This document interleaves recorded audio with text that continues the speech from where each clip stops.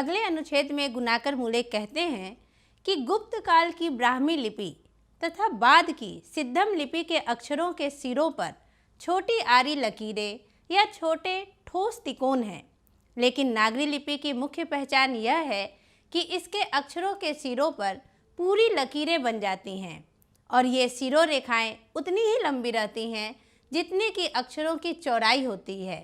हाँ, कुछ लेखों के अक्षरों के सिरों पर अब भी कहीं कहीं तिकोन दिखाई देते हैं।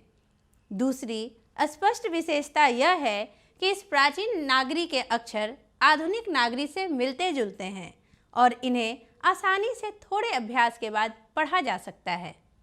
हम बता चुके हैं कि दक्षिण भारत से नागरी यानी नंदी नागरी लिपि के लेख 8वीं सदी से मिलने लग जाते हैं और उत्तर भारत से 9वीं सदी से, लेकिन हम यह नहीं कह सकते कि अमुक निश्चित समय से ही नागरी लिपि की शुरुआत होती है।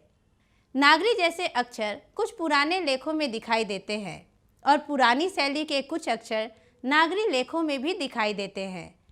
अब हमें यह देखना है कि इस नई लिपि को नागरी, देवनागरी या नंदी नागरी क्यों कहते हैं। नागरी नाम की उत्पत्ति तथा इसके अर्थ के बारे में विद्वानों में बड़ा मतभेद है।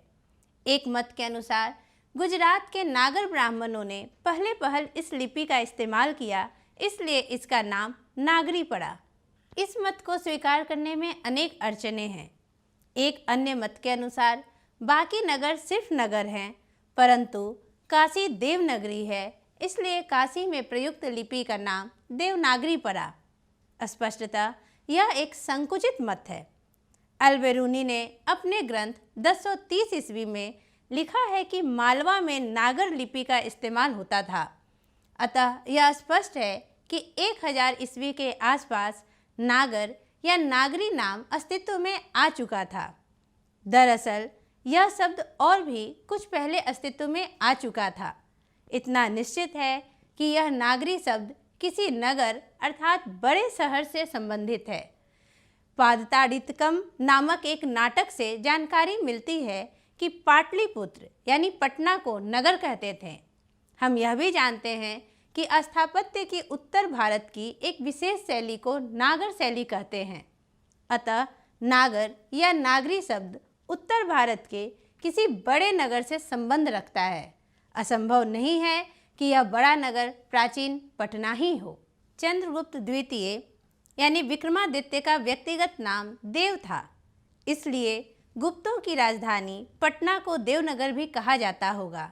देवनगर की लिपि होने से उत्तर भारत की प्रमुख लिपि को बाद में देवनागरी नाम दिया गया होगा, लेकिन यह सिर्फ एक मत हुआ। हम सप्रमाण नहीं बता सकते कि यह देवनागरी नाम कैसे अस्तित्व में आया। ईसा की 14वीं-15वीं सदी के विजयनगर के शासकों ने अपने लेखों की लिपि को नंदी नागरी कहा है। विजयनगर के राजाओं के लेख कन्नड़, तेलुगु और नागरी लिपि में मिलते हैं। जानकारी मिलती है कि विजयनगर के राजाओं के शासनकाल में ही पहल वेदों को लिपिबद्ध किया गया था।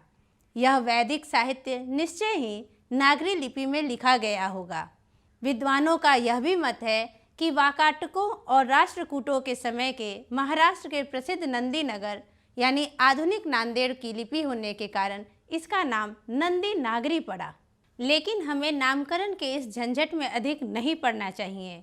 यह किसी नगर विशेष की लिपि नहीं थी, क्योंकि ईसा की 8वीं से 11वीं सदियों में हम इस नागरी लिपि को पूरे देश में व्याप्त देखते हैं। उस समय यह एक सार्वदेशिक लिपि थी।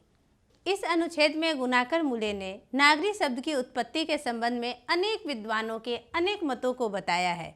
कुछ विद्वानों का मत है कि गुजरात के नागर ब्राह्मण ने इस लिपि का सर्वप्रथम प्रयोग किया था, इसलिए इसका नाम नागरी पड़ा।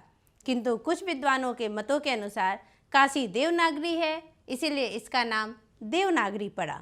अल-बेरूनी के अनुसार 1000 ईस्वी के आसपास नागरी शब्द अस्तित्व में आया। अन्य मतों के अनुसार उत्तर भारत की स्थापत्य कला की विशेष शैली को नागर शैली कहा जाता था। नागर से नागरी बना। साथ ही उत्तर भारत में प्राचीन पटना सबसे बड़ा नगर था। गुप्त शासक चंद्रगुप्त द्वितीय यानी विक्रमादित्य का व्यक्तिगत नाम देव था। संभव है कि गुप्तों की राजधानी पटना को देवनगर कहा गया और वहाँ की लिपि को देवनागरी। देवनगर की लिपि होने के कारण देवनागरी नाम दिया गया है। अंततः लेखक इस निष्कर्ष पर पहुँचते हैं कि ईसा के 8वीं से 11वीं सदी तक यह लिपि सार्वदेशिक हो गई थी, इसलिए इसके नामकरण के विषय में कुछ कहना संभव नहीं लगता। इस अनुच्छेद के कुछ महत्वपूर्ण बिंदुओं को हम इस प्रकार देख सकते हैं। अनुच्छेद के इस अंश में देवनागरी नामकरण संबंधी अनेक मतों को लेखक ने बताया है। आप देख सकते हैं, मैंने इसे महत्वपूर्ण बिंदुओं में अंकित कर दिया है। उन्होंने कहा है कि गुजरात के नागर ब्राह्मणों के नाम पर देवनागरी शब्द पड़ा। एक मत यह कहा है कि काशी में प्रयुक्त लिपि देवनागरी कहलाई। चूँकि काशी देवनगर कहलाती थी, इसलिए देवनगर में प्रयुक्त लिपि देवनागरी कहलाई। एक अन्य मत है, मालवा में 1030 ईस्वी के आसपास नागरी लिपि का इस्तेमाल होता था। एक और मत है कि देवनगर यानी पाटलिपुत्र की लिपि होने से उत्तर भारत की प्रमुख लिपि देवनागरी कहलाई। आप एक और मत देख सकते हैं। एक मत के अनुसार दक्षिण में प्रसिद्ध नंदी नगर यानी आधुनिक नांदेड़ की लिपि होने के कारण नंदी नागरी नाम पड़ा, यानी दक्षिण भारत में जो नंदी नागरी लिपि है वही उत्तर भारत में देवनागरी लिपि है।